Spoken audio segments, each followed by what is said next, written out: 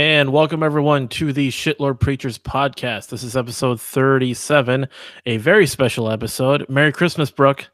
Merry Christmas, Amos, and to all our fabulous listeners and people tuning in on iTunes and elsewhere. Season's greetings, happy Hanukkah, happy Kwanzaa, and whatever other social celebration you may be involved in. Thanks for joining us. We are both, of course, the gender-neutral, non-binary, trans Santa Claus. Now, you heard about that, right, Brook?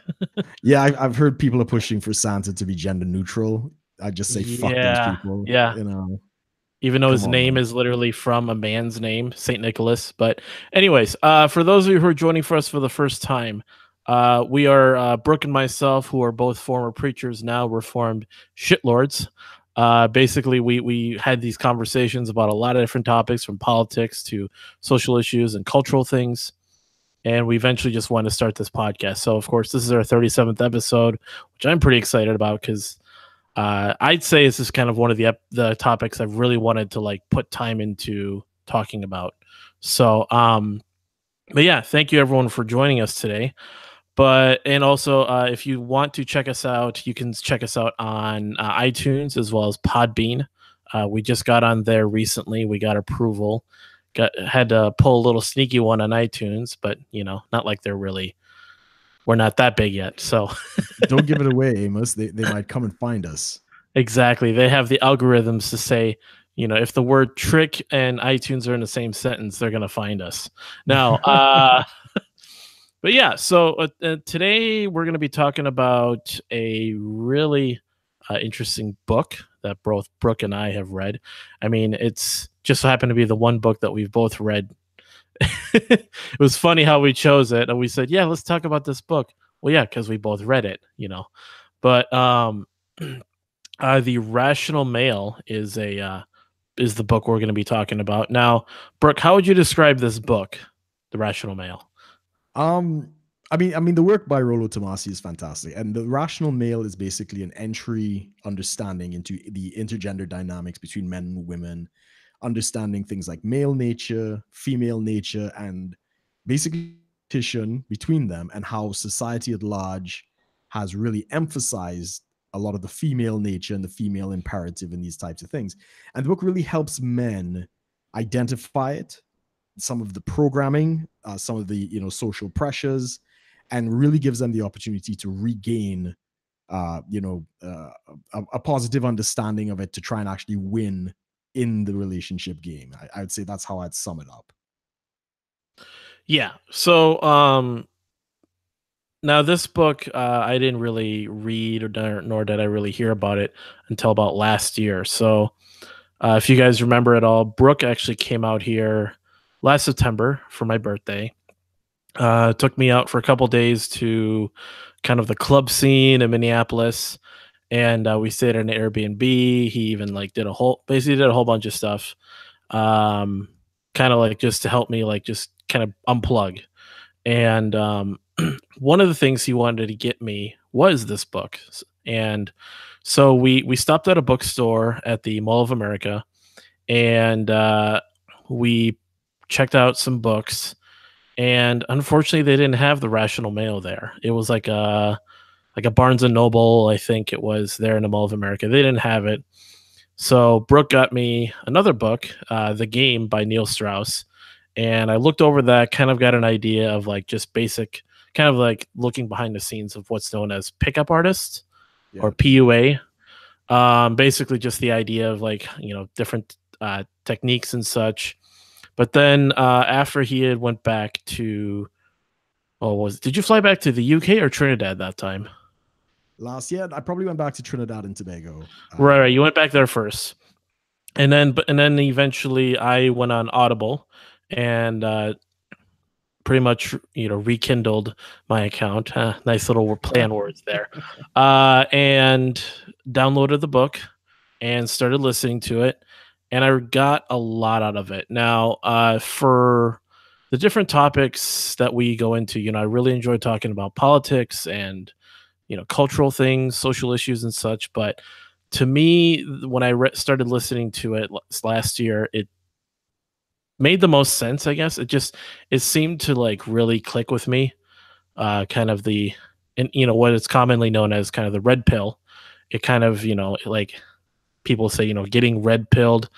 I started to realize that kind of was a big shift for me, at least because of my background. So for our listeners who've never heard this story, basically back in 2000, late 2013, I had when Brooke and I were ministers, we were speaking at a conference, and I met someone who I eventually, you know, got in a relationship with. Uh, the whole timeline was pretty crazy. Basically, went from date like knowing each other to dating to engaged to postponing the wedding to moving in to breaking up within about 14-15 months. Wow. And that was the first time that I had ever pretty much fallen in love, got into a relationship, engagement, moved in with someone, the whole thing, all within that time period, which led to pretty much a huge drop, you could say, like just a downward spiral of depression. And I had no idea how to deal with that. I even we talk about kind of the different phases you go through when you're learning about red pill and such. I kind of had when I started to even just basic understanding that how much I felt I kind of screwed up and didn't know anything before I even heard about red pill. I had kind of had a lot of rage, just hate, self hatred. You just hate, like, how could I have gone through all this and not known what's going on? Now, Brooke, on the other hand, was in that community somewhat. I mean, you knew some of the red pill stuff, right, Brooke? Right. So a little bit because I came from the PUA background. So I was definitely into, people like Mystery, David D'Angelo. I actually met David D'Angelo, and I used to watch a lot of his stuff. And I think one of his series, I think it's like Being the Better Man or something like that, was really, really good for me. I used to read a lot by this guy called Doc Love on AskMen.com, and I think he had a book as well. So I had a lot of that kind of stuff. It was totally different from what the rational male let out, right? So for me, coming, I when you were in your relationship, I was definitely seeing a lot of the warning signs, and I was trying to say, okay, well, being in a relationship is like a skill. It's just like riding a bike. You got to learn the skills, and I was encouraging you to look at some of these guys. And when I got out to the UK, which is about 2 years ago, like one of the things I was trying to do was, I mean, it's a whole new world, whole new life. I really want to make myself into a better person. I joined the gym. I started salsa classes again. I just started to do the things that I loved. And part of that was, just reading really interesting books about masculinity, about relationships and stuff like that. Um, and somewhere along the line, I think I ran into Richard Cooper's channel, which is Entrepreneurs in Cars, if anybody's interested. And I mean, at that time, I said like, "Wow, this is like my new dad," and he was kind of just getting into the whole red pill thing as well. And it was one of his earliest recommendations of the book, The Rational Male. And I kind of liked what he was saying, and I was really agreeing with a lot of this stuff. And I got it. I think, yeah, I got the book and the audiobook. And if I'm not reading it, I'll be listening to it and stuff like that. I just remember going through it, and it's like, wow, these are all the pieces that I've been missing. And like, yeah, just like Amos, I had a fiance, almost got married. Um, yeah, I mean, I dodged that bullet in a sense because she did have a very jealous personality that was almost psychotic. But because I'd come from this Christian background, I was with this self-sacrificing schema, this kind of, be the martyr sort of thing. And but I managed to get away from it. And when I read this book, I started to see all of the ways that I was just fooling myself. Everything from long distance relationships, online dating, all of these different things. um and yeah, so I mean, I was thrilled with it. I gave copies to every person that I like every man that I know got a copy of The Rational Male. Now, how many people actually read it though, Brooke? Okay, I know for sure my flatmate, he read it. And Okay, yep. yeah, you know who that is. And he was taken, and he's a counselor, so he's actually kind of into this kind of stuff. And yeah, he, just like you, just like me, he went through that whole phase, the red pill rage and stuff like that. I think he really should reread it because I think he's kind of fallen back into his old ways. Right, right, right. And I know you've read it, and one of my other friends, I know he has it. I don't think he's read it though. Right. But yeah, it's excuse me. It's yeah, like I said, it's something that I felt is the most impactful to me, at least in the last couple, year here, pretty much since I read it. And like you said, with Richard Cooper, so I'm subscribed to his channel, also a member of his men's community, so I get to check in with that, basically kind of talk to different guys. It's a Facebook group we're in. Basically, we talk about a lot of these different things. A lot of guys just get bouncing off ideas, and it's more so a combination of listening to Richard Cooper's material as well as watching times that Rollo's, whether it's on his channel or on the Redman group, which are both places that he is now putting out videos and live streams and such, that I pretty much kind of had a more well-rounded perspective on not just red pill for the sake of like understanding intergender dynamics, but also just the overall kind of just being the best version of yourself. Um, Yeah. Whether it's self-improvement through just looking at other ways to make more money, looking, uh, being alpha, so to speak. One of the things I've noticed, and I've told you, Brooke, in the last couple months here, I've started to just, some of these ideas have become more internalized, and I've noticed my behavior has changed in how I talk to people, how I understand things are kind of going on. And it's interesting because you're starting to, it's kind of like when we were preachers, some of the stuff we talked about, like what was it, the identity in Christ. If anyone's never heard of that before, basically it's like sort of like a forsaking of your older self, becoming a new man in Jesus kind of idea, but in a similar way, Like just born as you're again. yeah, as you're sort of, but with this, it's like as you're learning about kind of what is really going on behind the curtain, so to speak, with just how behaviors between the dynamic between men and women is changing. What is the landscape for dating and relationships as it is today, for marriage, all this stuff.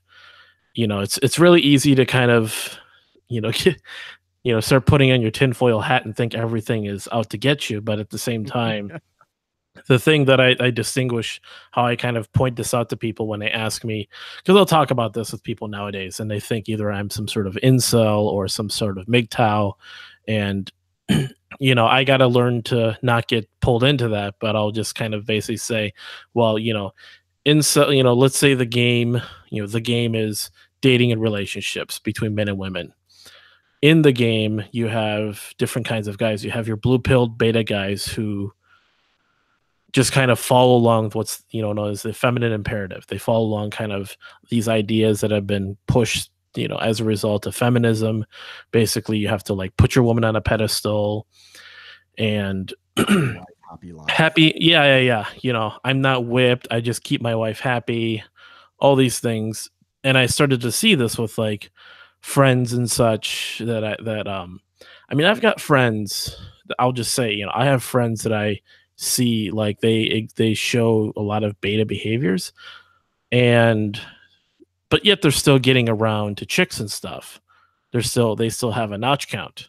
They've Sure. slept with, and but it they always, there's a lot of I'll see like how they behave before and after a relationship, in between relationships, and I can see kind of through this red pill lens that I don't want to be like that. Right. Because when they're dating, so when they're in a relationship, they don't hang out with guys. Right. It's Right. always, what am I doing with my girl this weekend, tomorrow, tonight, so on. Yeah. And The girl becomes their life in a way. exactly. Right. And then once the girl is out of their life, they kind of come down almost like from like a narcotic high almost, and kind of, oh, I'll be better. I'm so sorry I didn't hang out with you guys. Yeah, she was just so whatever and controlling and all this. And then they'll find another girl a few months Born later. again. Yeah. And so I look at that now, and even in my relationship, when I was in it, I had guy friends that kind of just, oh yeah, you're in a relationship, don't worry about it. Like they just expected, yeah, you don't hang out with your bros when you're with a girl as much. Right. And yeah, I mean, I look back at who that person was and how he thought about his, then fiance, me, saying me, and the stuff I did and the mindset I had about just who she was in my life is damaging. I mean, suicidal depression is no joke, and we'll talk about kind of how the book talks about these different mindsets that sort of these blue pilled sort of beta. Well, I shouldn't say beta. These blue pilled guys tend to think because you'll have these guys who are getting all the women, but they're blue pilled in their thinking. Or you Yeah. have guys that are blue pilled and just don't get women, you know. I mean, But there are a lot of terms there. If people are not familiar with these terms, I think that's what we really should get into it in that sense. right, Um, okay. So blue pill is, I mean, so using the Matrix. So if anyone's seen, yeah, yeah, of course, people have seen the movie The Matrix. You have the red pill and the blue pill. The red pill is, you get to see how far down the rabbit hole goes. You find out the truth. The blue pill was believe whatever you want to believe, and you stay in the Matrix. Um, and I kind of think it's a little cheesy, but then everyone's using the term red pill.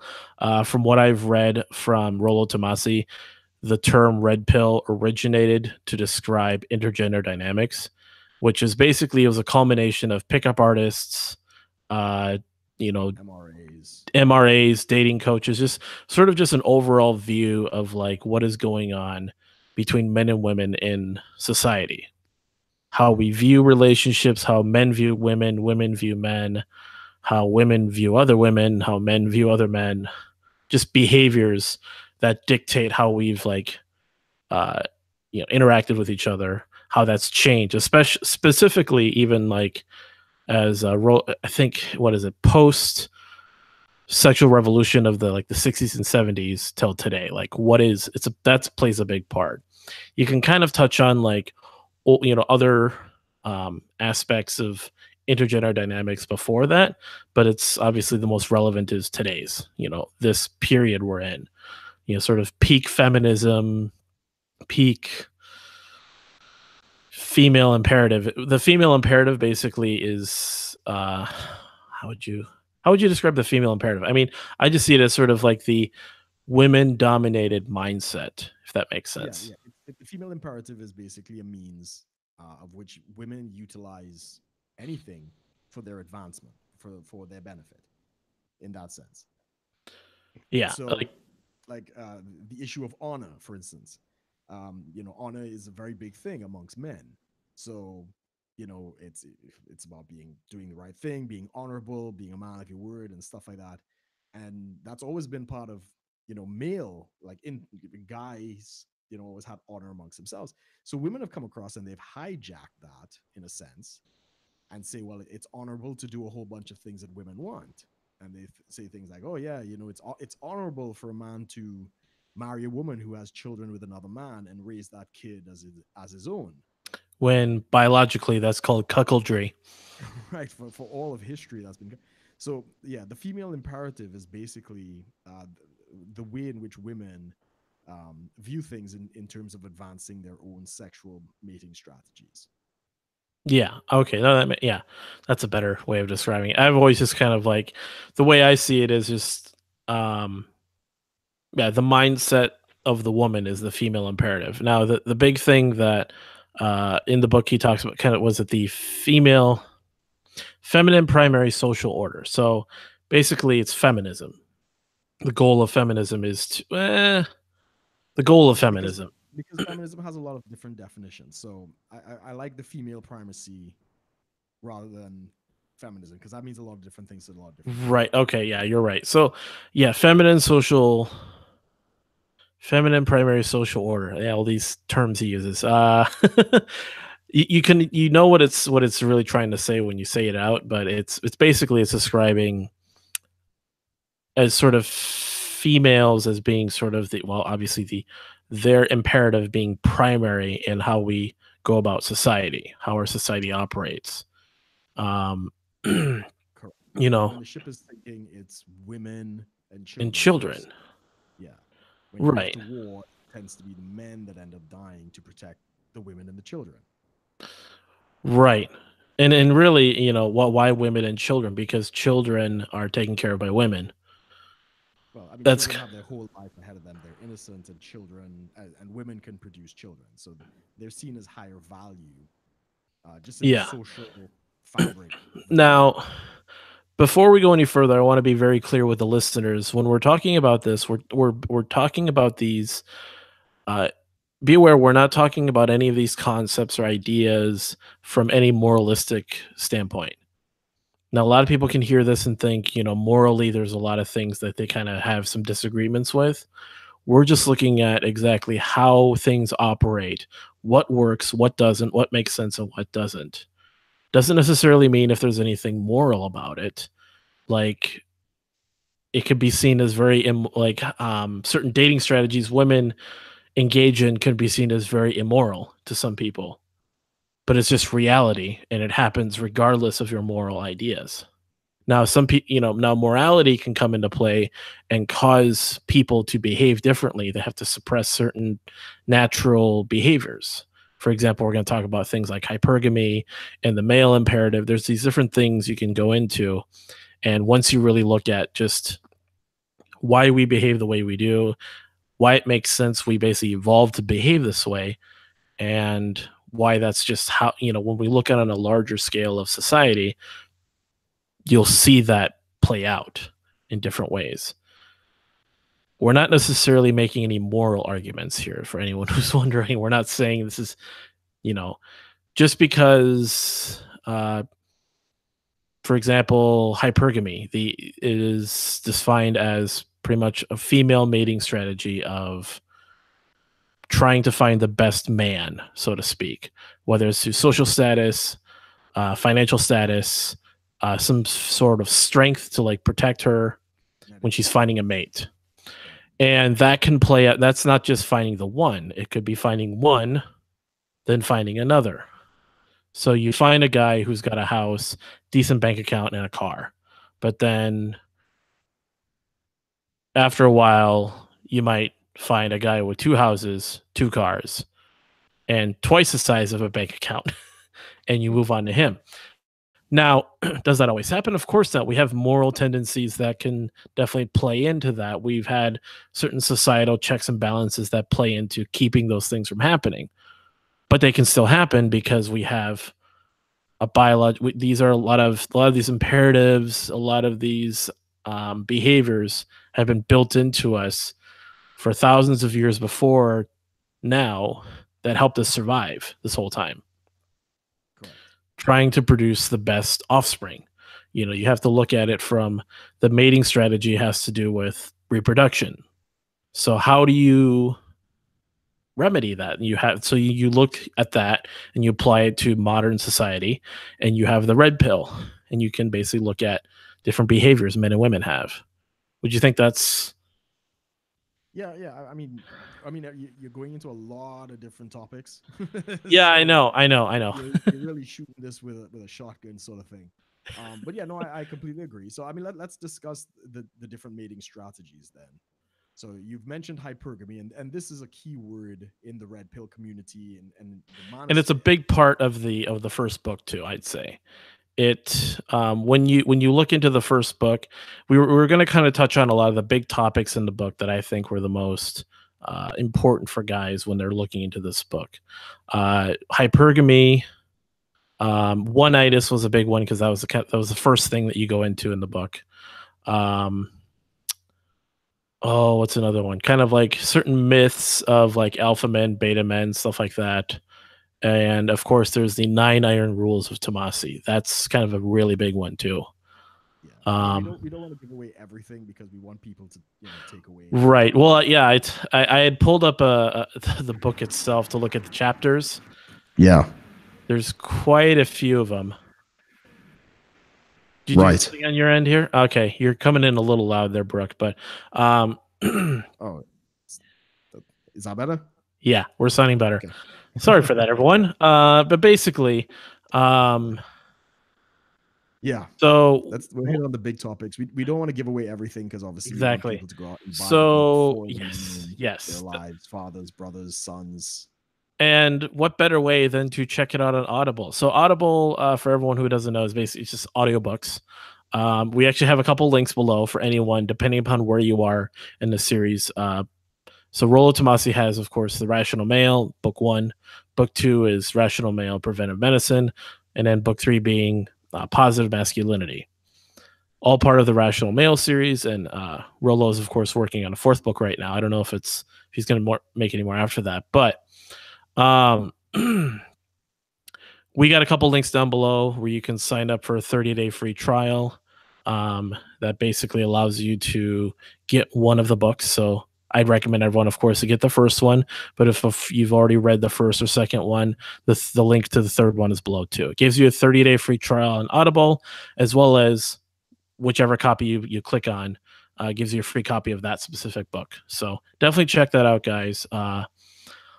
But one-itis was the first one in the book. Let's You want to address briefly that touch it. first? Yeah, so that's the first thing that's covered in the book, and it's pretty. I think it's a pretty big deal because it's, at least for me, I think it's a pretty big deal because that's pretty much the mindset I was in my relationship. Um, And coming from a Christian background, that's pretty much all of Christendom is on the one-itis mindset. Now, it's a combination of like different theologies that have basically led to, the idea of the one. correct. Now, I never subscribed to the one in that sense. I always thought there were lots of people we can be with, and even in the Christian sense, is like you can pick. I always thought you could choose. So I was never that taken with the one-itis thing. But I know it's huge, and I think Yeah. there's a great example in the book where they were talking about like people would sooner not believe in God than give up the belief in the one, like the one person Oh who's yeah, like, because you have, I mean, it goes across religions yeah, or non-religious people. You know, yeah, even among secular people.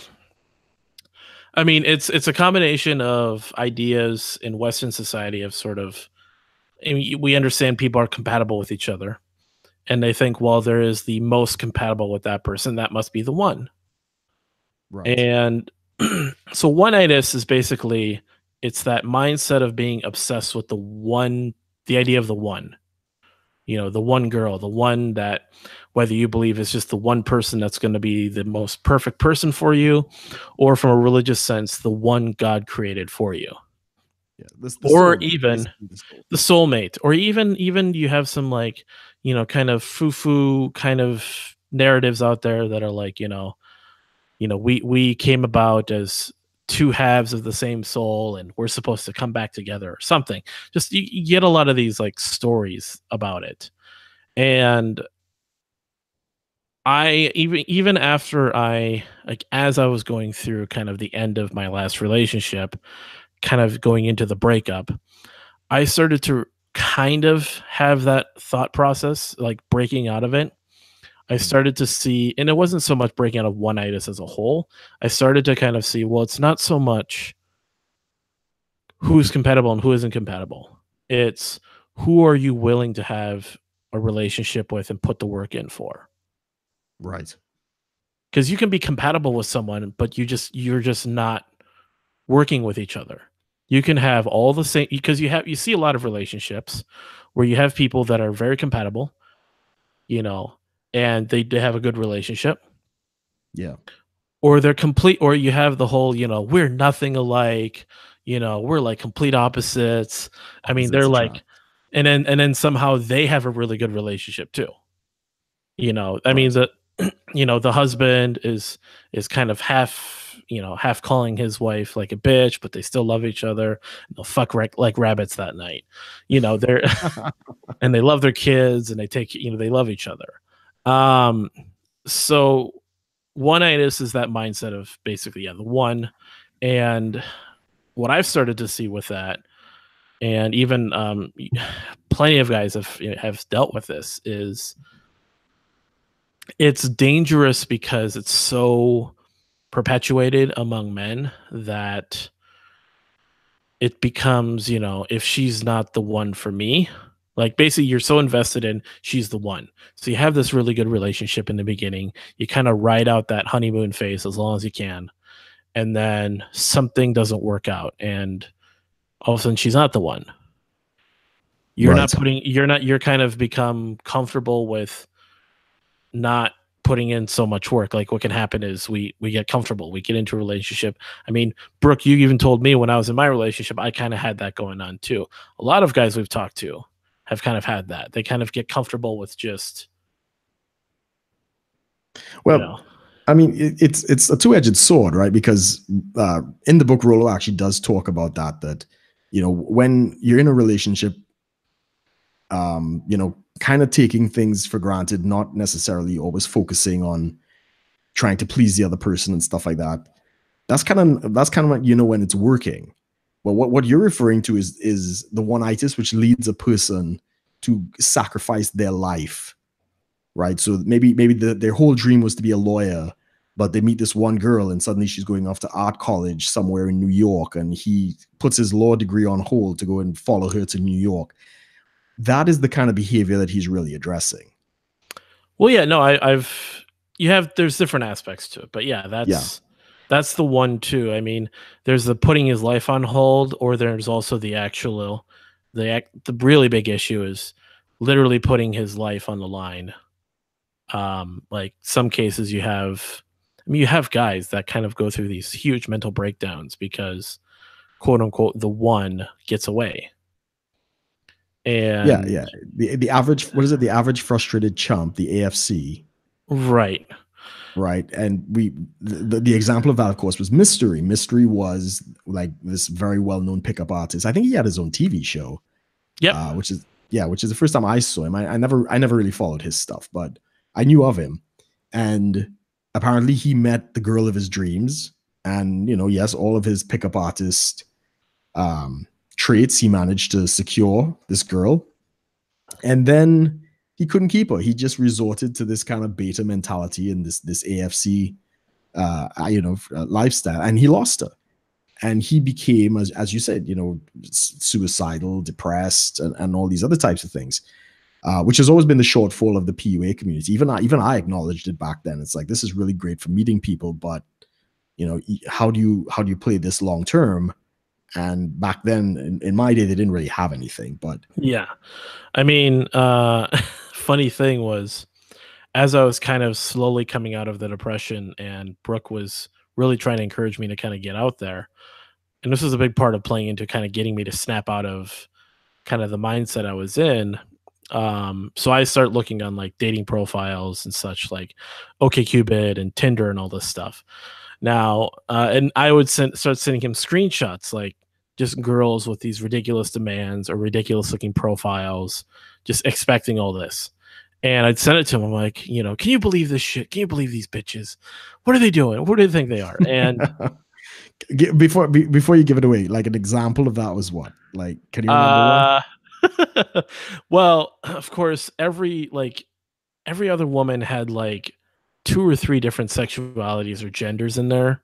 Yeah. Um and or there was just of course every now and then you'd have like, he's got to look this way, be this tall, make this much money.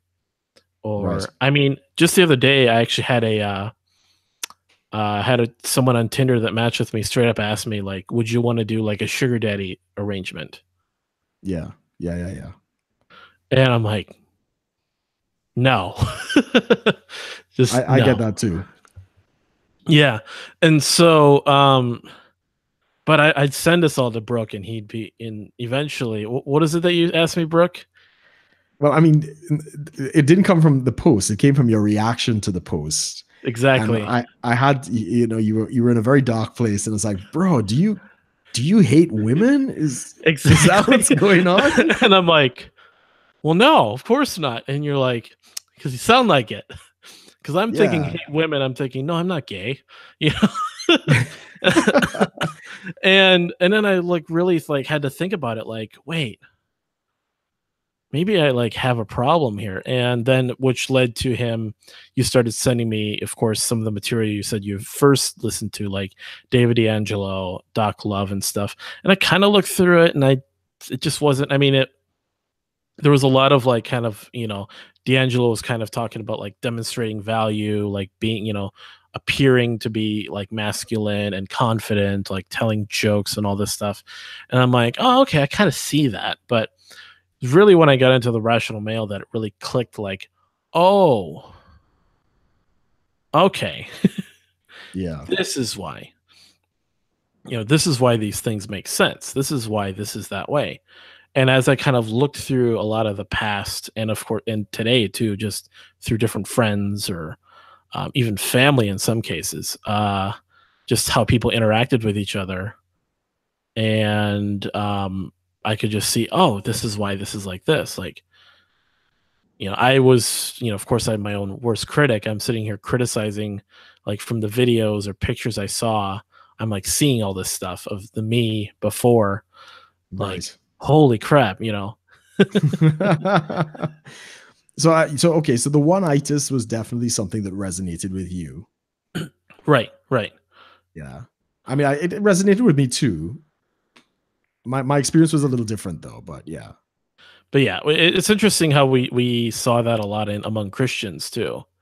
Yeah, definitely. Just the one, and I mean, wasn't it there? I mean, just to go off topic for just a second here, wasn't there an article you sent me about how premarital sex could not be biblically like stamped down as theology or something? You remember that? Yeah, yeah. There wasn't I can't remember where I got it, but I did have that. Um, because the church doesn't understand culture and stuff like that. So the famous thing is, if you look at another woman, if you look at another man's wife, you've already committed adultery in your heart, which was part of the Sermon on the Mount. And everybody's like, you see, you can't even look at porn, you can't even look at women, and I'm like, whoa, stop.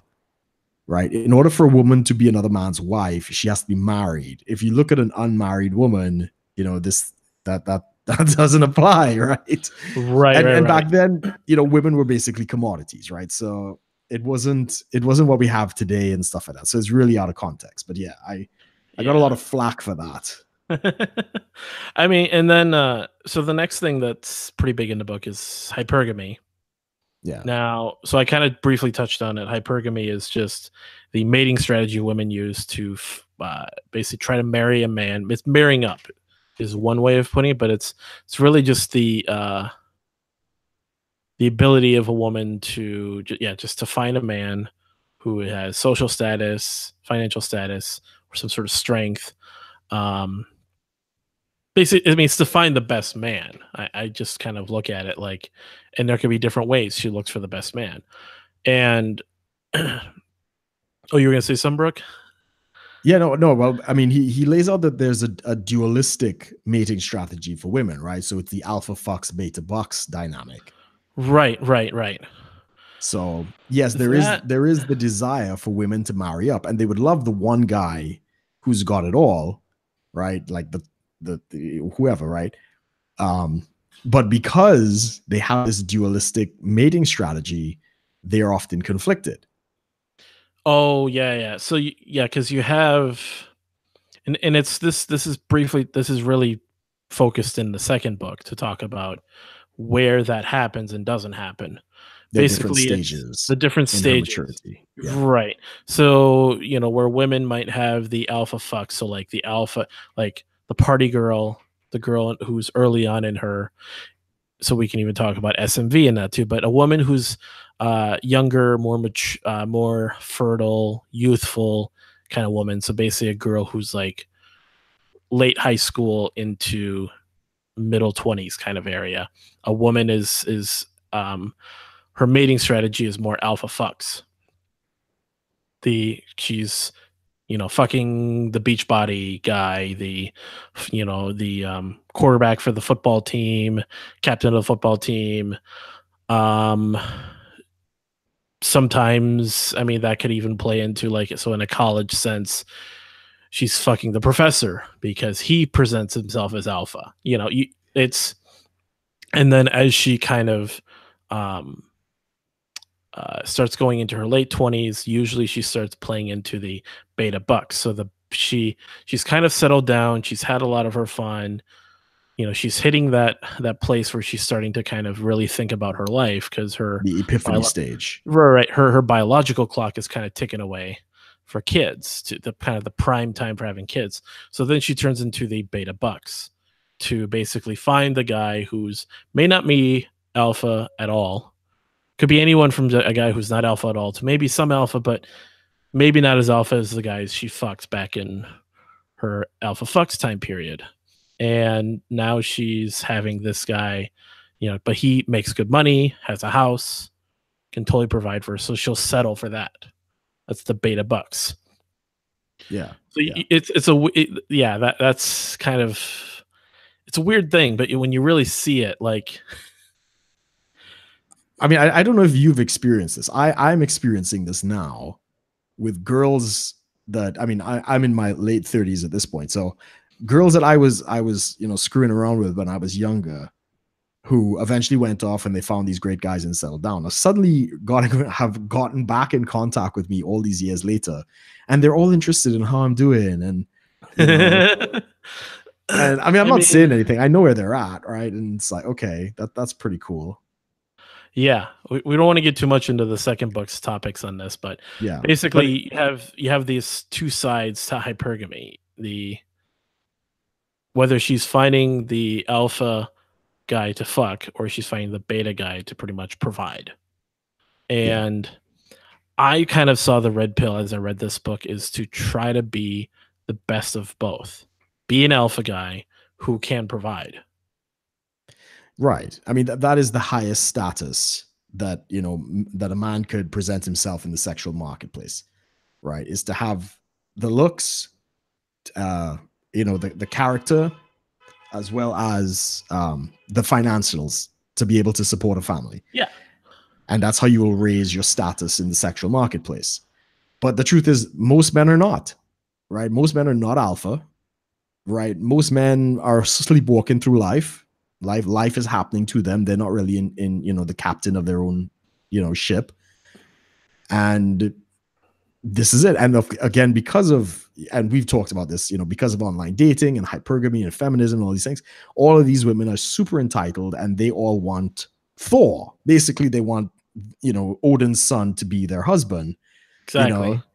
And there ain't that many Odin sons out there, so they have to compromise. If anything, they're just as much as if anyone's ever seen the what is it, the wife matrix, the hot right. The graph, like, Thors are just as much unicorns as there are the women unicorns. Like, the hot and no crazy. So it's the hot crazy matrix for women. Yeah, that's right. And then it's the cute money matrix for men.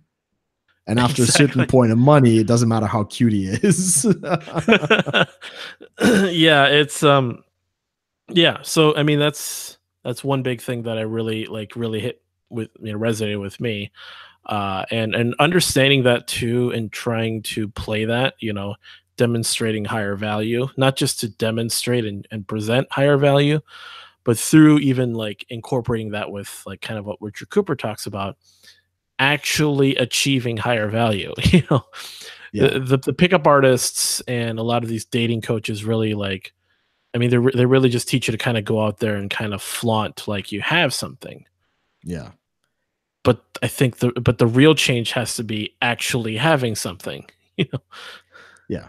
I mean, D'Angelo's coined I don't know if I think it was him. He coined the phrase that attraction is not a choice, which is true, right? A man could demonstrate through particular physical traits that he's high value, high status, and get the woman to respond by her biology, just in the way he presents himself, and that's great. But it's not a strategy for long-term pair bonding, right? Especially if it's just an act. If it's just for a one-night stand, it doesn't translate, as we saw with the mystery experience.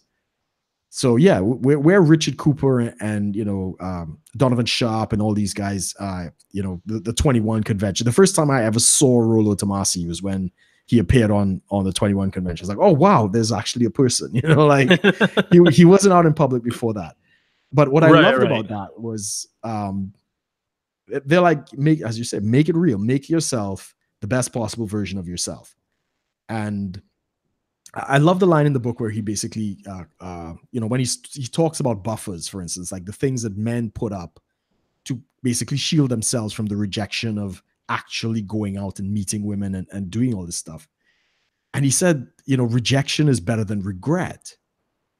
And that resonated with me because many times I've gone out in a situation and sometimes I'd see this really pretty girl or whatever the case is, and not always I'd approach her. Sometimes I'd kind of chicken out or whatever. And I'm in England, right? England is like feminism front lines, right? I never know if I'm just smile at some woman, I'm gonna get fucking thrown in jail for some shit, right? So a lot of that crap goes through my mind and stuff like that. So I don't always approach as much as I'd like. And I would go back home and be like, oh fuck, man, I just should have just kind of talked to her. And when he Right. said that, I was like, oh yeah, that's it. And that's one of the mantras that I really pulled from the work. That, man, it's one life to live. And this, again, in the same sense, this is England. I may never see these people again. What's the point if I bomb? What's the worst that could happen? What's Right, the right. worst that could happen? Yeah. So, and if so, there's a couple other things we hit on hypergamy. Another quick thing, I think this I didn't actually know about. Let's touch on this one, then we'll get into the iron rules. Yeah, But plate spinning. yeah, That one was actually I just remember that. Like, yeah, I've known about it, but I mean, it's interesting to hear about it. So plate spinning theory basically is so if you imagine a person spinning plates, they put forth some effort for those little sticks to kind of spin the plates, but they don't have to stay there and spin the plate. And what it's basically meant to illustrate is the idea of the plates being women and you being the plate spinner, and spinning them is basically dating, have building some sort of relationship with them. Uh, yeah, Now, plate spinning is meant to be where men are basically dating multiple women, anywhere from two and up, pretty much two women and up, to non-exclusive dating. To not to, and it does a couple of different things. It can one allow basically gives you options, and a man with options is higher value than a man who's only has one option, which is sort of the monogamous exclusive dating. And by creating an environment where he has multiple options, it creates this, I guess, would you say tension almost? yeah. He does talk about, you don't underestimate the competitiveness of women. Right. There is debate on whether you let other women know that you're seeing other people or if it is that you just maneuver yourself to keep them separate, Or right? even just creating in an atmosphere where it's implied but not said. Correct, correct. Like, And hey, let's see yeah, each other on this day. No, I've got stuff going on. She'll pick up on the fact that you might be dating someone else too. or I mean, even if you're just busy, right? Having your time be valuable, being like you've got a full life going on. She will want to know what's going on when she's not there, and you create this tension, right? Right. And yeah, Heck, so you might post some pictures, you know. yeah. I mean, if you're good, and he says that women don't mind sharing a high value man. Um, they want to be with somebody who has the potential to cheat. It doesn't mean they will cheat, but it means Right, that they're right. desirable enough that other women want their man, right? And this is that part that I really why I brought up the moralistic thing. We're not advocating cheating. We're just those tensions, those thoughts, those ideas play into all this. Creating that tension changes the way the relationship could go, the dating could go. Because like you said, that competitiveness is going to basically cause the woman to sort of value you in a different way. Yeah, Uh, and he gives an example of I can't remember the exact specifics, but even in a marriage, if there's an overweight guy and he starts to lose weight in the marriage, his first wall of opposition might be his wife because now he's better looking and she understands the competitive nature of women. Suddenly he's more attractive. She's got to bring her game up, right? So even if he's not that good looking and all these other things, just these types of things, I mean, that's something you could play in a marriage relationship, is by, maintaining a good look is a way to keep a woman on her toes. Right, right. But yeah, he definitely suggests in playing up the competition between women. But in terms of the plate spinning, it's also to keep the man sane. So if Oh it is that, yeah. yeah, if you have only one girl and you're dumping all your energy, efforts, and everything into this one girl, and let's say she's bipolar and depressed and, given to heavy drug use and stuff like that, or whatever the red flags might be, you're more likely to try and stay in that relationship longer than you probably should if you have no other options. Right, right, right. Yeah, it's also to create a mindset within the man who is spinning the plates, to eliminate the scarcity mindset. Eliminate the mindset that there's only one woman for me, and I got to like put all this effort to get another woman. Yeah. But he has multiple, so he could just, okay, if nothing's going to happen here, like if so you go on a date, and let's say you go to so you go to a club. So you take a chick, you take a plate, some guys will say, you take a plate to the club, and you have a couple drinks, and some people start dancing. So you're like, "Hey, let's go on the dance floor." So you kind of, you're kind of taking her with, and she doesn't want to do it. Just Right. being a party pooper, as we would say here. Uh, Right. and so you're just like, "All right." So you go on the dance floor, and like, a guy who's not spinning plates might kind of see her like, "Oh crap, like what am I doing wrong?" So he's more caught up in trying to please her. Whereas a guy who's spinning plates, because he's eliminated that scarcity mindset, he doesn't really view this connection as like if um as high of a priority, like maintaining this.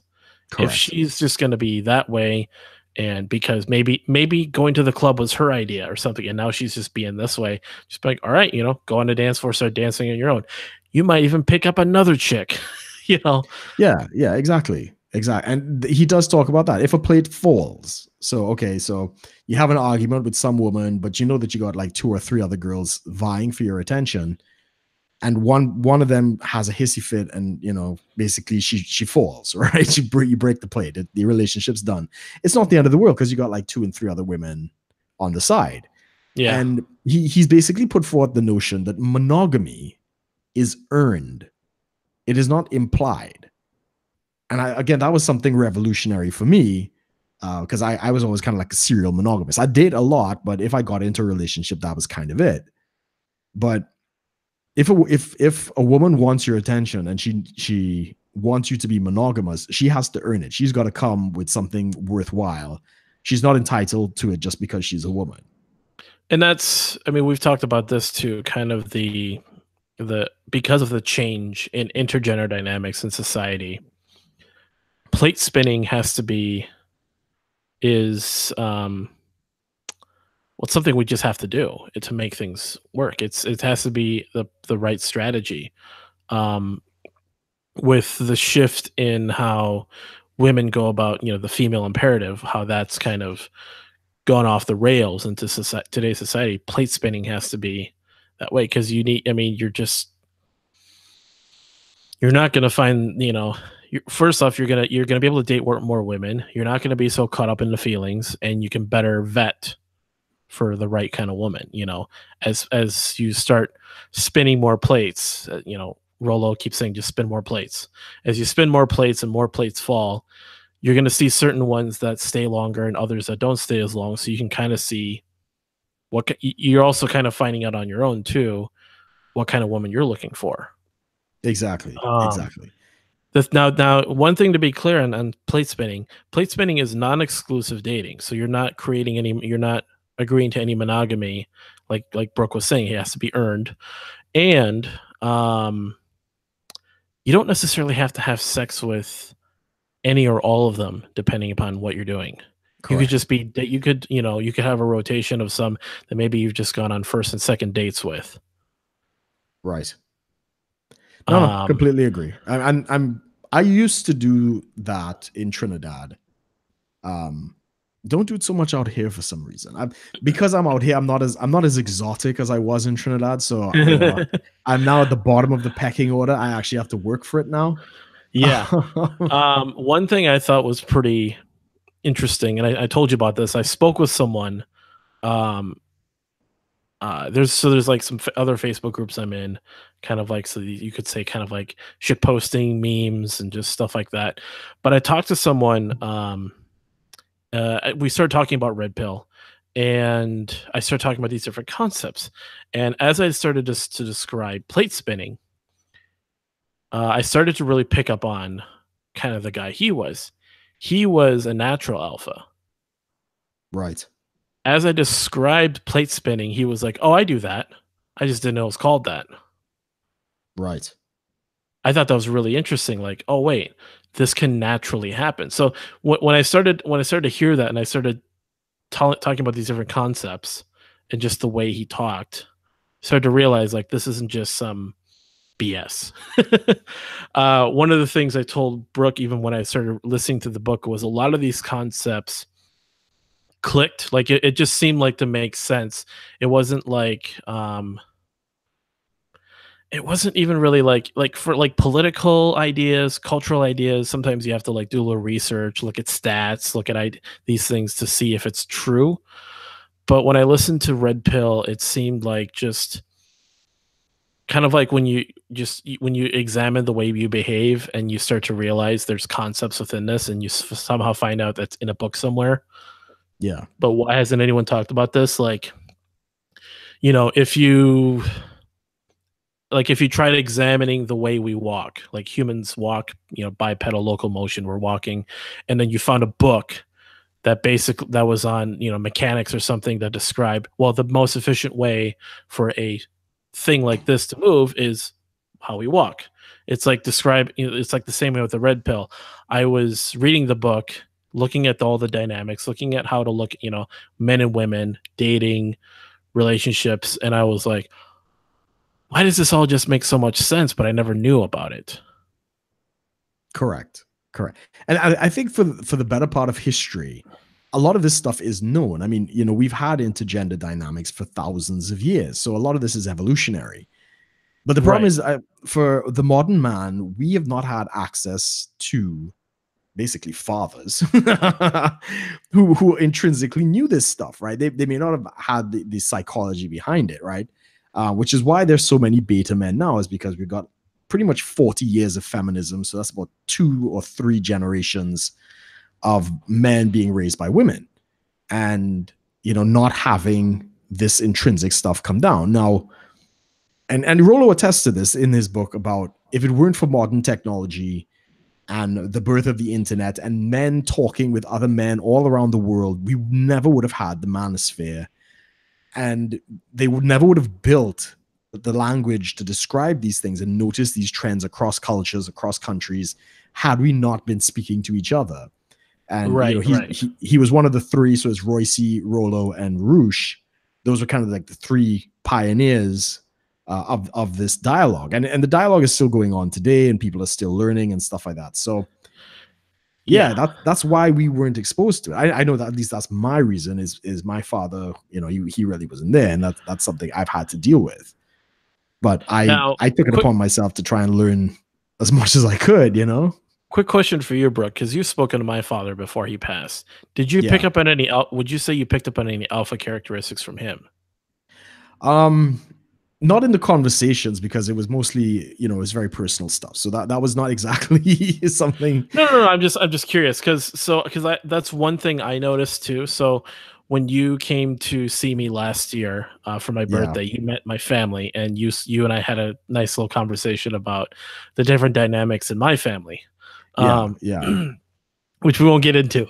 Yeah. No, I mean, just from the conversations with your dad, he was a great guy. I really wish I had the chance to get to know him better. But I mean, what we were talking about was not exactly something that would be, smothering with alpha traits. But from the stories I have heard about him, he definitely had a lot of those traits going on. Because I really thought about this too, looking back at who he was while he was still around through this red pill lens, and I even Yeah. told you this, I saw a whole bunch of alpha traits. I saw the fact that so for the listeners, my dad had for the last 10 years of his life was fighting a chronic illness, to the point that the last couple years he was on oxygen. So he was, I mean, for all intents and purposes, just physically, he was very helpless. This is just a fact. But he still maintained being head of the household, and my mother still respected his authority in the house. When making decisions and doing things, he still had a final say. Yeah. And I didn't even like pick up on that. And there was also the aspect of like you talked about that tension, that competitiveness. Um my dad would be there with an oxygen tank over his shoulder, flirting with women right in front of my mom. There you go. And I'd ask her about this, and she'd be like, "Oh, your dad's just doing his thing." Just friendly. And she was still deeply in love with him all the way to the last moment. I was just like, "There's something there." I just kind of thought, "Oh, my dad's just that way. He's just like Right.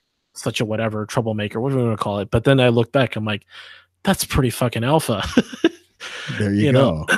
And yeah, and so I kind of wondered at times, like if he had been around at least a couple more years to kind of see me through, what happened with my relationship, if I had maybe, if that had changed how I'd gone about learning about red pill, if I ever came across it. But just it was just an interesting thing as I read, the Rational Male, and of course other works beyond that, and just looking into the red pill in general. You start to see these things.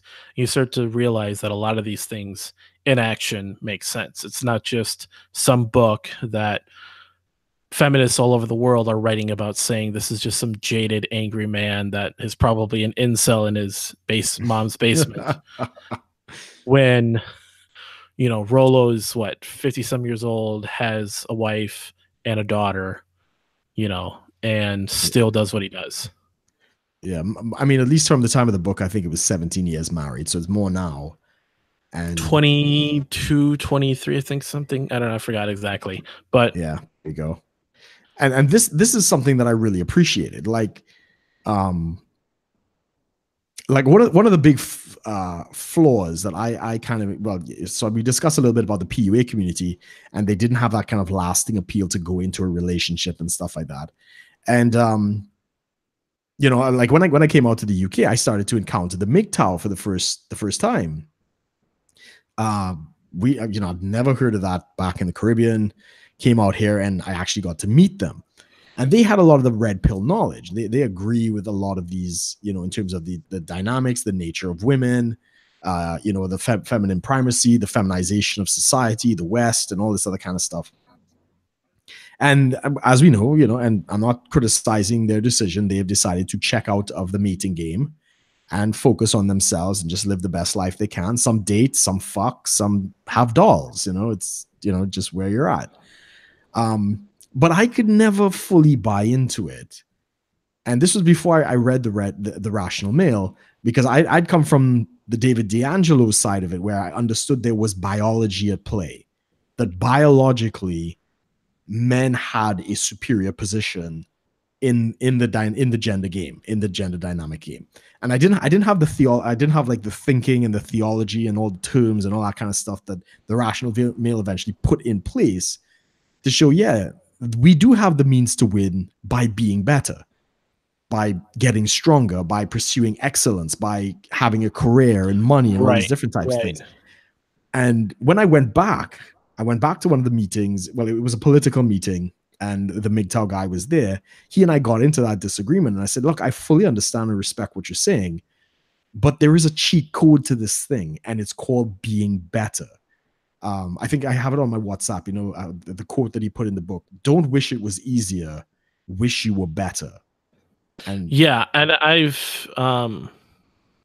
that's what I kind of basically would like, the culmination of reading Rollo's books watching people like, Richard Cooper. Those are kind of the two that I very much follow. I mean, I've kind of touched on like, so in among the 21 convention speakers, I've looked at the different other guys, but Richard and Rollo were kind of the two that I mean, those are the ones that kind of you sent me, I really got into.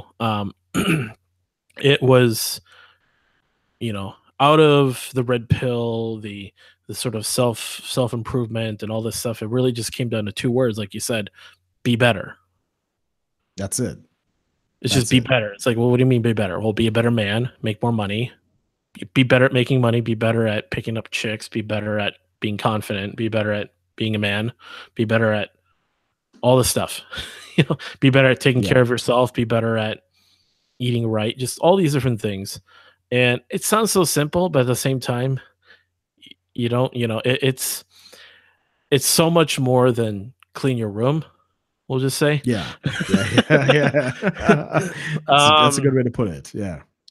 and I'm kind of jokingly playing on Jordan Peterson there. Not that I have any. I mean, he has good stuff to say, but it goes beyond like, be honest, stand up straight, and clean your room. It's be the fucking best man you can be, That's it. That's it. and which is just the red pill as a whole. Now I want to get into the last one here, the Iron Rules of Tomassi. That's kind of one of the big ones. If you look up Rollo Tomassi on YouTube, that's kind of one of the big ones people do videos about. Right. Um, How many rules so are there? The 12 rules? nine, 9 rules of Tomasi. nine, the 9 Iron Rules. So, do you think we should read them out? Pretty much, just briefly Yeah, touch yeah, on we each. could we could go through them one at a time. So, rule number 1: frame is everything. Always be aware of the subconscious balance of whose frame in which you're operating. Always control the frame, but resist giving the impression that you are. So, the uh, frame is kind of like, I mean, your reality. That's how I kind of see it. The frame of you, like Rollo's kind of touched on this, kind of as talking about sort of your mental point of origin, like where, with all your thinking and all your decisions, where does it originate? Does it originate from making a decision for someone else's sake or for your sake? And if anything, this is probably like, what is it? It's objectivist kind of view of selfishness. Mm. It's not necessarily advocating for like the bad. I mean, making a decision selfishly has a lot of good things, surprisingly. Taking care of yourself, putting your time ahead of someone else's, it plays into this, the frame. So, like it says here, yeah, frame is everything. Control the frame, but don't give the impression that you are. Yeah. Yeah. Just so it's not to be controlling, but it's to control yourself, really. Yeah, it's because the whole thing about alpha is not what you do, it's really a mindset, right? So he talks about the alpha Buddha, which was what Corey something, Corey the young kid, Worthington. Corey Worthington, right? Who apparently is somewhat of a despicable human being, but he does happen to have the traits of alpha. So Real quick, alpha's, yeah, we go got to ahead. touch on who he is. So, in the book, he talks about the case of Corey Worthington being the sort of peak alpha. Not that anyone should ever try to be that kind of person. Um, Corey Worthington was a kid. If anyone's ever, people have seen this video. This kid, it's like teenager. Basically, his parents went off on vacation for a weekend. He threw a party that caused like $40,000 worth of damage. Neighborhood Um, wide damage. yeah, and so he was on the news, and this female anchor is basically like trying to shame him on TV. Like, don't you feel any shame about what you did? No, I just want to throw a party. And You don't feel he was bad at wearing all. he was wearing shades. Shades, and he's still in his like party outfit, and he's just no, And then she's like, "Why just why don't you take your glasses off and apologize to your neighbors who had to endure this?" And he's like, "No, I'm no, gonna leave them on. No." no, no. And then at the What end were of it you is like, thinking? I just want to have some mates over, have a party. just have a party. And at the end of it is like, so do you have any advice for anybody out there? And he's like, yeah, if anybody wants to throw a party when your parents are away, give me a call. So Or something like basically, that. Yeah. absolutely peak alpha. Just don't give a fuck. Now we're Yeah. not advocating for that, but that's just like a benchmark, a sort of a reference point to show you like where he's thinking of. He's thinking from me, is me, what I want to do. I don't care. Yeah, I mean, No, he displayed the traits, which was, you know, the honor, you know, like he's doing this for his friends, you know, showed excellence. He pulled this ridiculous party off that just got out of control, and it was completely epic, you know. So he showed competence, and you know, and again, he's not being pushed around by this thing, you know. He's like, I didn't, you know, in his view, he did nothing wrong, right? the frame, yeah, basically the frame of the woman is not cutting into his frame at all. Like she's not getting any of Correct. the frame of this. Just yeah. So, but yeah, that's kind of the frame. I mean, I've talked about, you know, the frame with like, so one of the things I talked to Brooke about, there was this chick that I matched with on a dating app, and I mean, attractive wise, a good 8, probably a 9. Just, you know, in my age group, that's gonna be a, you know, I'm probably still kind of putting her on a bit of a pedestal when I talk to her. Sorry, but I was like, hey, this is like a really hot chick. She wants to meet up. Great. She threw in some excuses, started flaking, and I kind of had to come to a decision of whose frame is at play here. So she starts saying, I don't know if we can meet up. And I just texted her, you're wasting my time if you don't want to meet up. She apologized. We cut it off. That was tough. A more blue pilled version of me would probably be like, oh, you know, like groveling and begging for just a date. And I was just like, I have to set this up because I can cut it off and maintain the frame, or give up the frame for the sake of maybe nothing, you know. Because one of two things can happen if you maintain the frame. Either you maintain the frame and you lose it, you move on to the next girl, or you maintain the frame and she respects you for it and gives you the option to, okay, let's go out then. Yeah, yeah. Let me give you a quick story on that, then we'll hit the second rule. I had an interesting conversation with my Russian friend, and for anybody, I mean, you know, I know Amos knows who this is, and a couple of people know. Yeah, she's pretty hot, you know, blonde, blue eyes, you know, great body and stuff like that. And somehow we ended up talking about sex, and I was like, well, how many people have you slept with? And she gave me a number, and I was like, oh, okay. And then she's like, why? Do you want to be the next one? I said, well, maybe, depends. And she says, okay, let's, you know, you have 30 days in which you can come and have sex with me. This is day one, right? So now she's trying to dictate the pace, right? She's trying to say, these are the rules. I'm like, no thanks. She's like, you know, really taken back. Like, why? Now, we'll just say this person, I've seen this person, a model for sure. Yeah, yeah, definitely. And of course, no man in his right mind is going to say no to a woman, even if it's just once in your life. It's probably like, yeah, it's probably worth it. Anyway, so I said, nah, I'm not interested. And so she's totally taken back. She asked me why. I said, so I put her in the friend zone. It's like, nah, I think we're better off as friends. And, Oh, and then she totally tripped out, and she's like, you're a fucking idiot. If I had asked any other guy, they would have jumped at this opportunity. You know, I don't have sex outside of relationships. You would have been my first, and all this other kinds of stuff. She's like, what's wrong with you? So I basically said, I want my women to want to fuck me, not just to give me my turn. And she completely lost it. Like, you need to come here and fuck the shit out of me as soon as you can. It was just ridiculous. But that's controlling the frame. I'm not playing here's a her game. question. Did you Yeah. guys ever fuck? I'm not gonna admit that on air. Just kidding.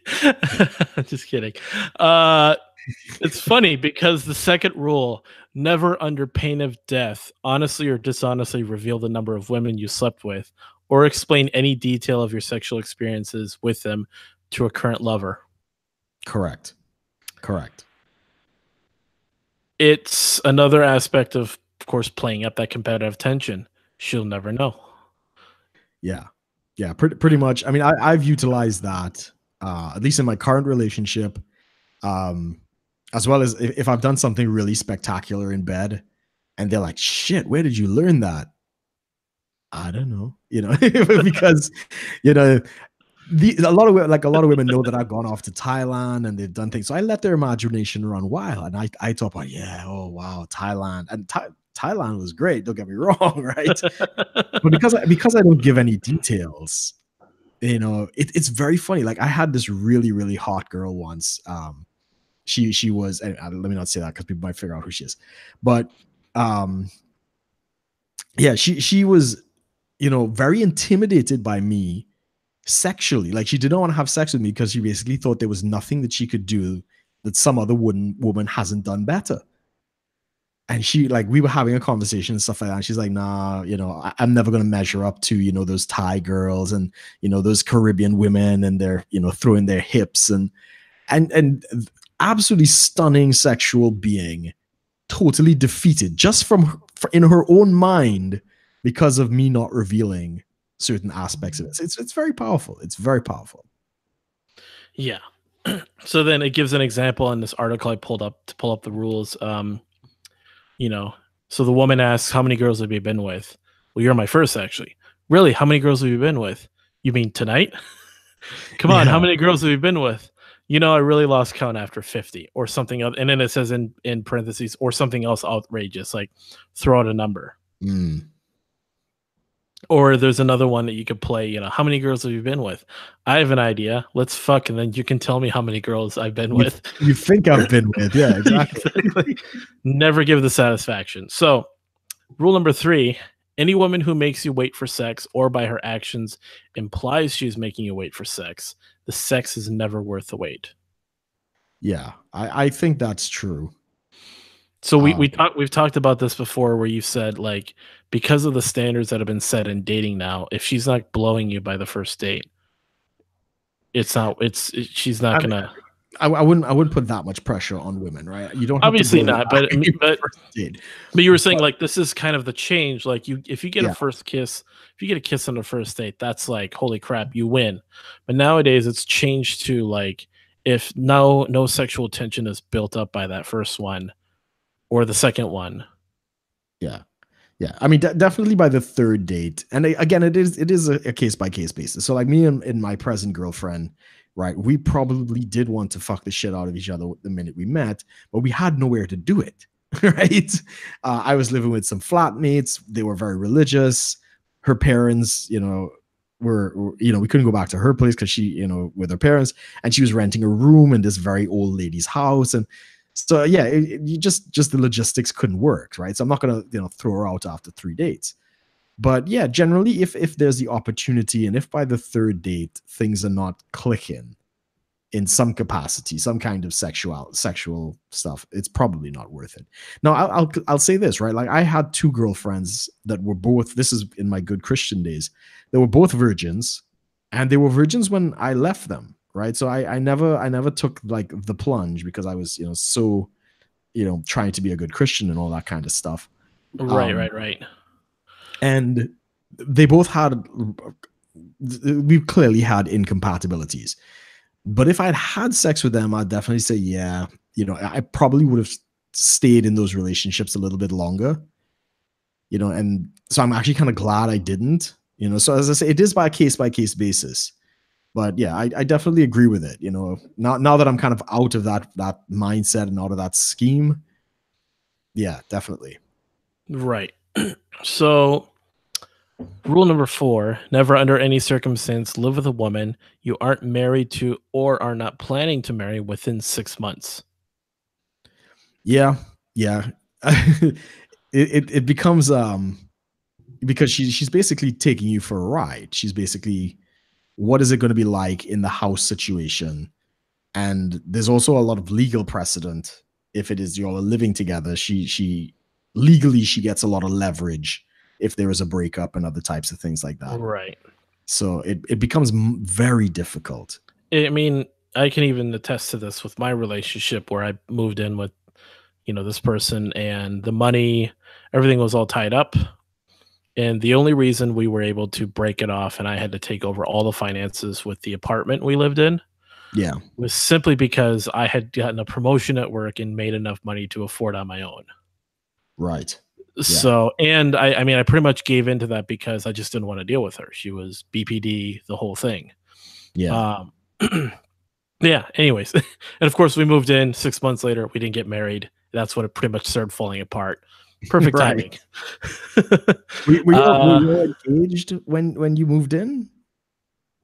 we were engaged. Oh So well the then plan okay.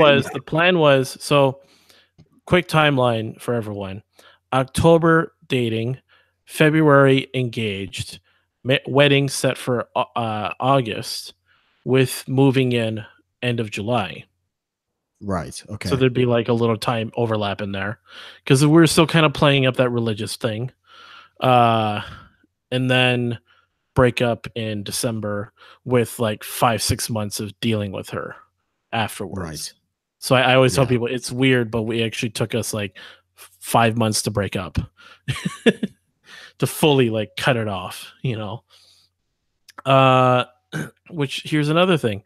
Rule number 5: never allow a woman to be in control of the birth. Oh, that's a big one. That's a big one. Because you even told me about this before I knew about rational male. You were like, wear a condom all the time. Doesn't matter. Yeah. Even Yeah, if you're yeah, married, wear a condom. I'm like, what? yeah. Well, I was being pedantic when I said that, but no, it's a very good point. Because women lie. And I think at one point you were kind of checking out this single mom chick, the professional mom, Oh, right? so so I dated. I shouldn't say dated. Went on a couple of. I Yeah, they were consider them dates. Yeah, never they were dates. dates. So I went on a couple of dates with this uh, um, single mom who I knew back in high school, and I kind of thought, okay, no big deal, you know, because I was rationalizing it. Obviously, I'm sitting here like one kid in high school, shit happens, why not? And then she of course got married and that fell through within a year and they had another kid. I thought, okay, two setbacks. I'm like really pushing myself to rationalize this. And it was pretty much just before you sent me rational mail and I picked up on this. She pops out a third kid because we didn't talk for a few months. And I'm like, that's it. Just no. No. Yeah. No, if I, I I think even I, if I had the slightest chance of getting in there, I'm gonna be a dad, and I'm not gonna like something's gonna slip by. I think I sent you the article. Was it, I don't know if it was a rational. It might have been a rational mail article about professional moms, and Yeah, that's what I kind of indicated is like, look, there are women out there. They just want to be moms, and they don't care how they and do it.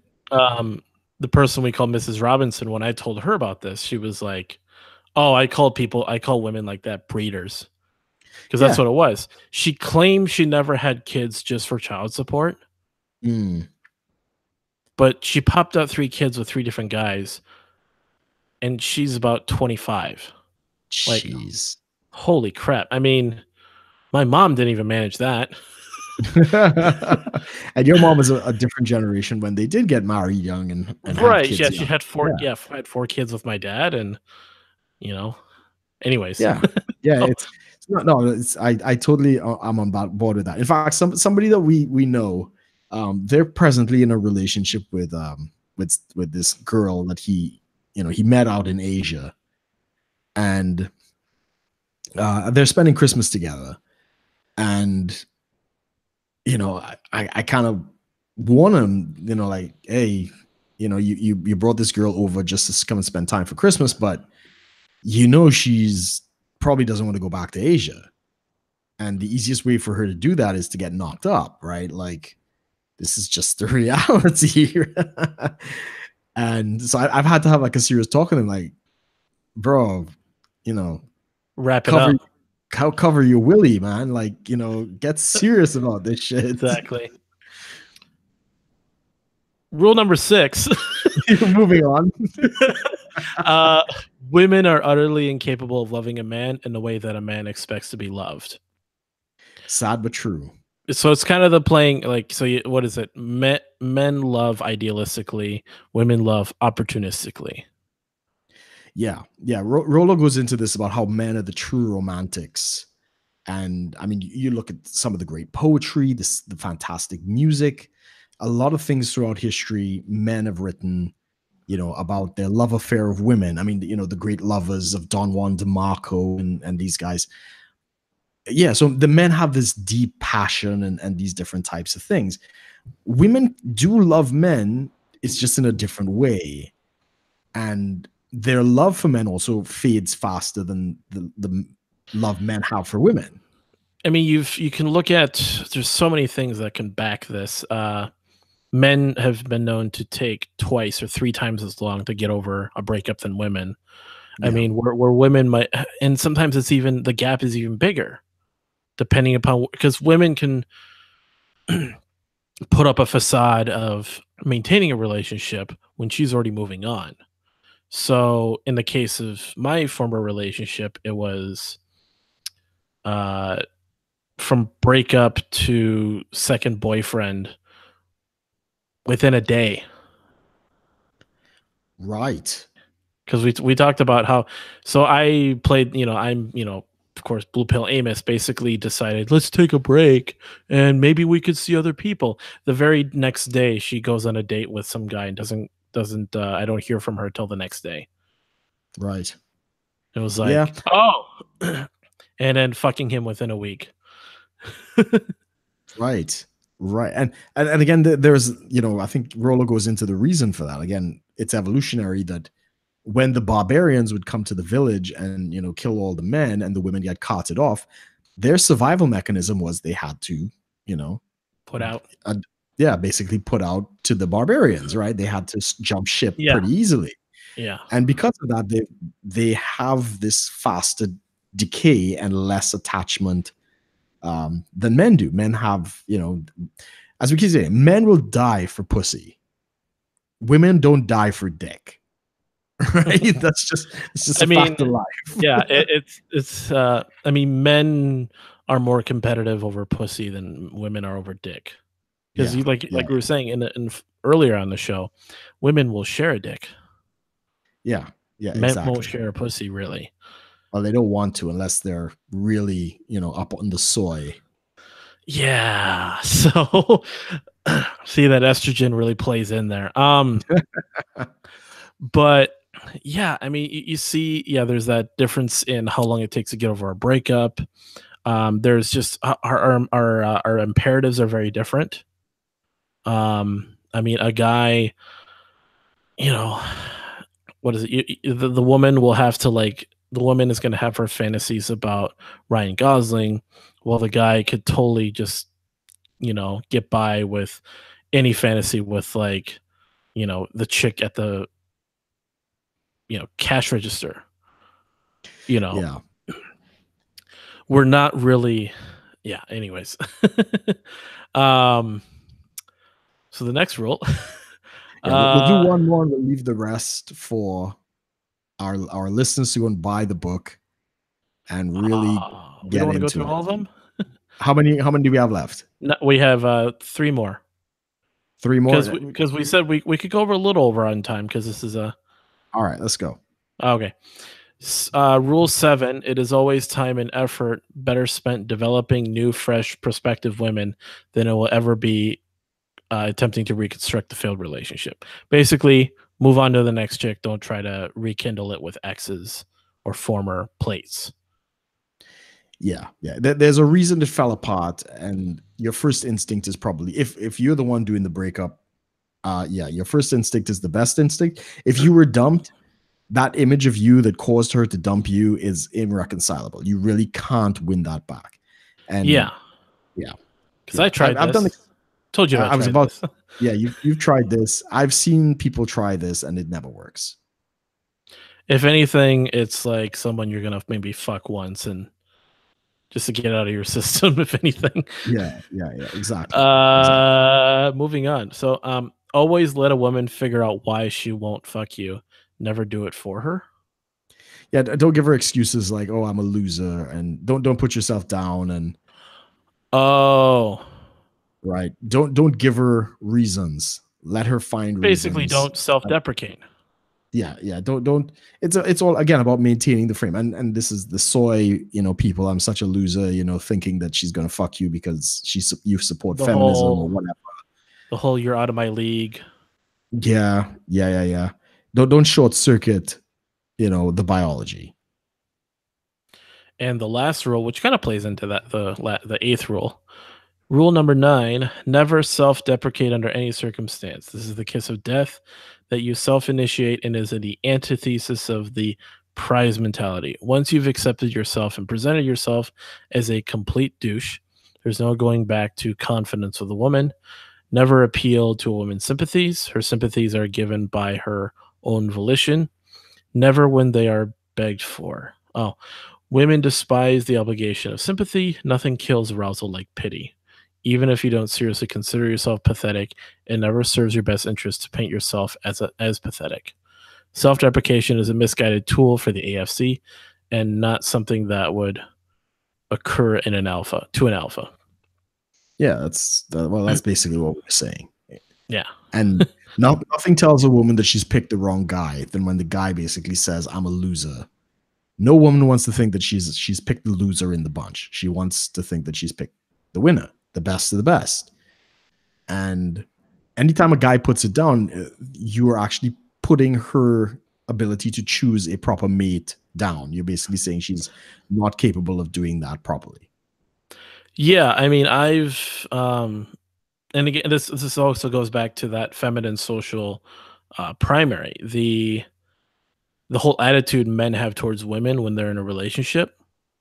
So there's a couple I've told you about where he's a year older than me and she's in her late 30s. Mm. She has a kid and they're having a kid. She has a kid Right. from a teenage kid and they're having a kid together. Every other time I see something where, I mean, he's putting her on this super high pedestal in everything he posts about her, and really plays up that he has a lot of issues, that he has a lot of struggles, and that she's the only reason he stays sane. Kind of like, I deserve so much, she deserves so much more. I don't deserve her. Like the whole package. And but he is actually like a really smart guy, very competent. I think, I mean, in the if you looked at his resume, I'd say he's a pretty good guy. He's just, his mindset is very much self-deprecating Right. in relationship with her. And I think that, I mean, holy crap, a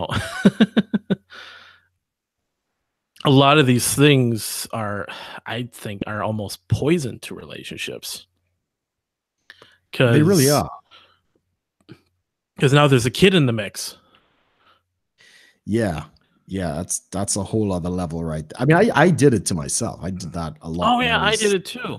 I mean, um, imagine mixing up your. So you remember we like the whole self-sacrifice, sort of the giving up of yourself mentality from Christianity, the humbling. So for the listeners, people have probably seen this on like televangelists. Like you see worship services, you see sort of this people pray, doing like they're singing songs or worshiping, and you see some people that are like face down on the ground, sort of like as a sign of surrender to God.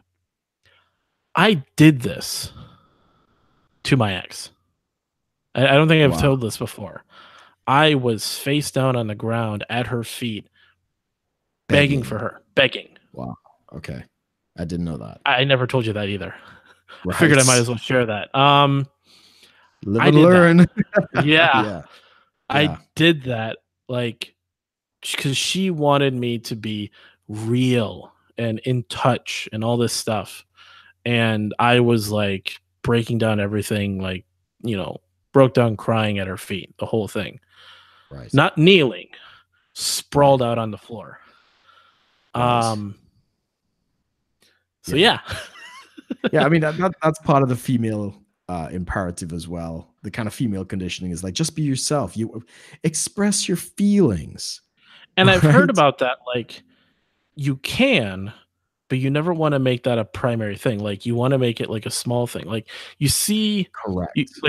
like you see some of these movies that portray the alpha male, they show that very small sign of like some emotional weakness or something. They're not sitting there crying half the movie.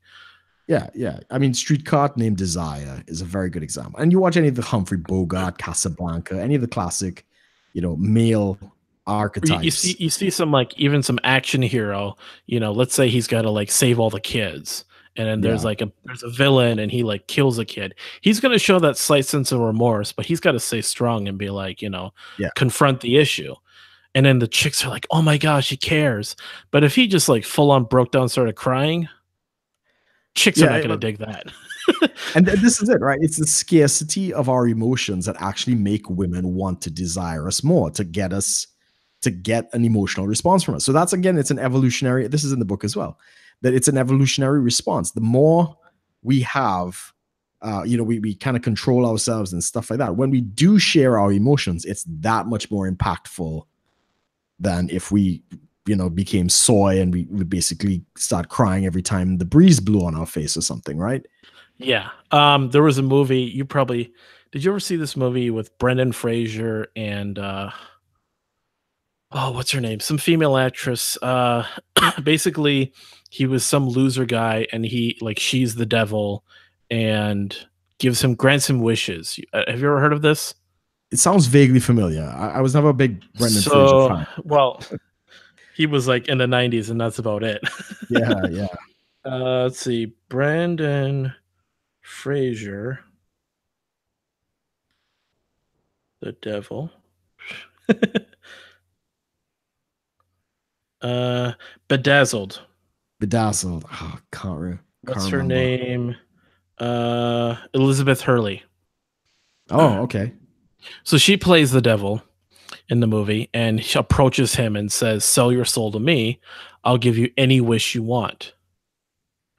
So he goes through like all these different wishes. Like one of the first wishes he wanted was like, "I want a big dick." And then like he ends up like waking up in this new reality where he has a big dick. He's a gay porn star. Um, Right.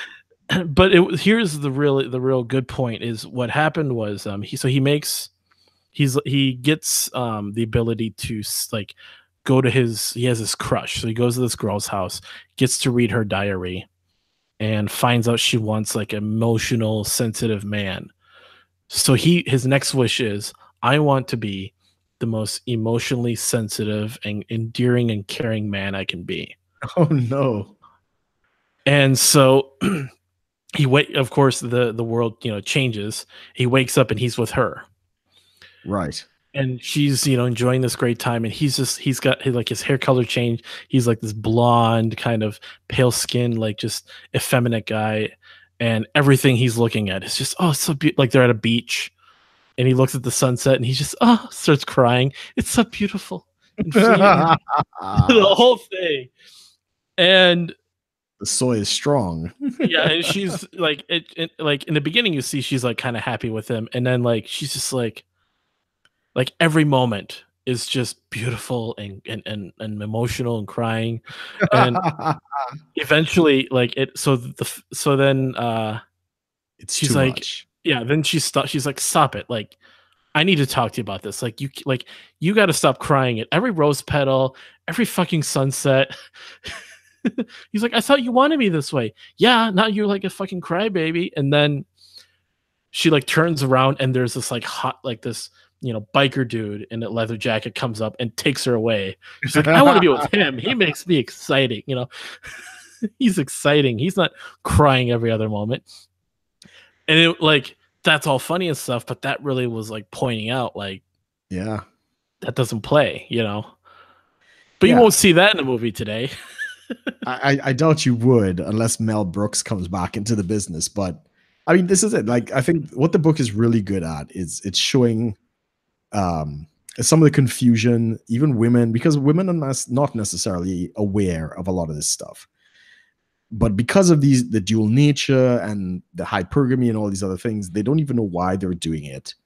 And unfortunately, a lot of them are going to end up pretty miserable because of this, because the feminine primacy, feminism, social media, and all this other kinds of stuff, more and more women are now going for fewer and fewer guys. Like I say, everybody wants Odin's son and they want a Thor or a Black Panther, King T'Challa and all this stuff. And there are very few of those, right, So 80% of the women are going after 20% of the men. That's the fact is they're not good. Not all of them are going to get there. So yeah, And it's going to be very disappointing for some. yeah.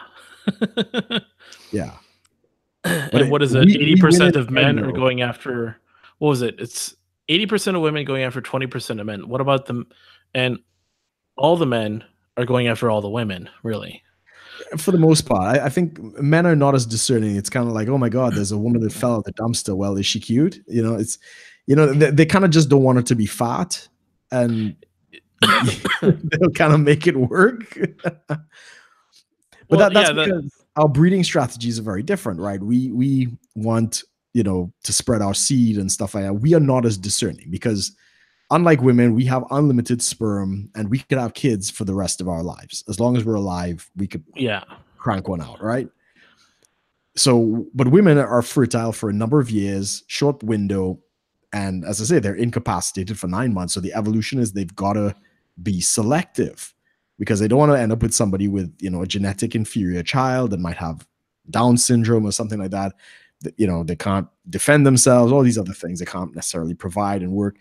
So it's just that our strategies are different, and the book yeah. really helps us understand And that. then, so yeah, you have your the feminine imperative. The hypergamy really is the main female dating strategy of finding the best man for provision, protection, and Yeah, shelter, I genetic guess. and Yeah, genetic stock and those some of those status. things play into it too. And then what is the male dating strategy? Rollo puts it, uh, unlimited access to unlimited sexuality. Yeah. Basically, fuck everything that moves. Because if you're Yeah, the alpha male, like if we're supposed to be the product of all the alpha males before us, the ones yeah, that succeeded in reproducing, why did they succeed? Spreading their seed, spreading the best genetics. correct. And if she is the product of all of the women that did mate before her, what is her imperative? To be impregnated by the best man. Yeah, yeah, And that changes when once you remove the social limits, the checks and balances, the things that keep these things from going wild. Because if the male imperative, the male sexual strategy was uncapped, unrestricted, we would literally fuck everything that moves, and you would have harems, you would have stuff happening. I think yeah. I saw uh someone had talked about, like, what if, like, if what would the male imperative look like if it went nuts? I mean, there'd be some interesting things that could happen. I'll have to talk about that off air. I'm not sure if I could talk about this on air. We're It's already pretty in bad. trouble with YouTube and Patreon and their crap, so let's not go too far. But yeah, the hypergamy and the female imperative going nuts is pretty much what we're heading to right now. Is Yeah, uh, women are starting to go into unlimited, trying to tap into the male imperative of unlimited sexuality, trying to just sleep around, and that's biochemically not good because you're going to have correct. failed marriages, failed relationships, single mothers. Well, we already have that. We're already there.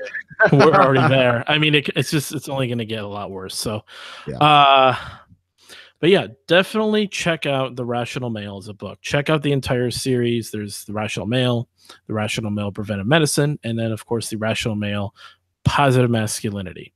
Basically, the first book is a good intro to any guy to kind of get a glimpse into the red pill. The second book kind of explains to you why the first book is making sense, and it gives you a good timeline of how to engage in the marketplace, um, uh, as the different late stages of your life. Kind of touches on when is a good time, what you should be doing younger. So, like in your 20s, you should be more focused on just figuring out who you are, kind of dating a lot of different women, plate spinning, really. And you really shouldn't really be thinking about a relationship, a long-term relationship, or as what's referred to as an LTR, something that's serious, that's leading to possible marriage. until like you're in your 30s. And it also touches on the timeline of women, different stages they go through. Where are they experiencing the alpha fucks? Where are they experiencing the beta bucks? How to, you know, if anything, it's like looking into the stock market, where to go in, where to come out. How to navigate, and yeah, it's where you're at in the dating pool, and yeah, it's how to What your navigate the dating. strategy should be. Correct. Positive masculinity, from what my understanding, I literally just got started with it. Is Me kind too. of going into, I guess, like parenting as a red pill, like a red pill parenting, fatherhood. Yeah. Kind of like, okay, now that you're in the game, you're in the relationship. Here's how you move from there. And then, of course, the fourth book that Rollo's working on, he says he's really touching on religion in the red pill, which I mean, Brooke and I are pretty interested in, since we're seeing that. So We're the um, product of all that, I'm sure. exactly. So if you guys look in the links below, I put in 3 links to Audible for each of the books. You'll have to pick one of them. Those were provided to us, which is the best way to help support. Well, I'll just say to support Rollo. He had those links on some of his sites. But yeah, you check out those, and he gets helped. He gets, I think, some sort of commission or something. But anyways, check out those. 30-day free trial for Audible. You get the book. You can just cancel it after that, and you have the book. And what's nice about Audible is you can even send a book to someone for free, as long as they sign up for also a 30-day free trial on Audible. So it's almost just a free book to go around. Excellent. Definitely check that out. Subscribe to the channel. Subscribe to our podcast, of course, on iTunes. We're on Podbean. We're on iTunes. Just look up the Shitlord Preachers. You'll definitely find us. And yeah, subscribe to the channel, as well as comment below. Follow both myself and Brook on Twitter. I'm at Amos Joe. Brook is at Brook_Potter. Yeah, we will be back. Yeah, we should be back next week, right? Got nothing going on. Yeah, Actually, that's the that's New Year's Eve. 31st. Yeah, yeah. I'll have to let you know. We will let everyone know. So yeah, thank you everyone for joining us. This once again was the 37th episode talking about the rational male, and we will see you guys on our next episode. Thanks for watching, everyone.